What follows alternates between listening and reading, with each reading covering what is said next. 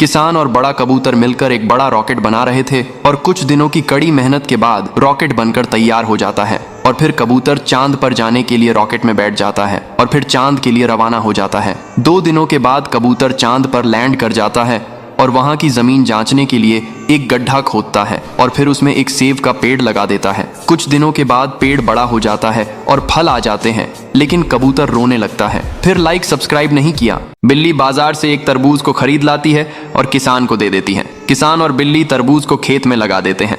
अगले दिन देखते हैं तो खेत तरबूजों से भरा होता है। फिर बिल्ली और किसान तरबूजों को इकट्ठा करते हैं और बाजार में बेचने आ जाते हैं। तभी यहाँ कुछ बंदर किसान के खेत में तरबूजों को खा रहे होते हैं। जब किसान और बिल्ली बाजार से लौट कर आते हैं तो बंदरों को देखकर किसान को बहुत गुस्सा आ जाता है और किसान और बिल्ली मिलकर बंदरों को मार मार कर भगा देते हैं, लेकिन दादी और बिल्ली रोने लगते हैं। फिर लाइक सब्सक्राइब नहीं किया। किसान को अपने लिए एक प्यारा सा घर बनाना था, तो किसान जंगल से लकड़ियां काटता और कबूतर उन्हें ले आता है और सड़क पर रख देता है और फिर किसान और कबूतर मिलकर सड़क पर एक प्यारा सा घर बना लेते हैं और खुशी खुशी रहने लगते हैं। एक दिन किसान और कबूतर राशन लेने बाजार गए हुए थे। तभी अचानक उसी रोड पर एक ट्रक आ जाता है और झोपड़ी से टकरा जाता है। झोपड़ी टूटकर बिखर जाती है। किसान झोपड़ी को देखता है और रोने लगता है। फिर लाइक सब्सक्राइब नहीं किया। किसान मुर्गी के सारे अंडों का ऑमलेट बनाकर खा जाता है। किसान का फिर भी पेट नहीं भरता है, तो किसान कबूतर को अंडे देने को कहता है। कबूतर डर के मारे बहुत सारे अंडे देता है।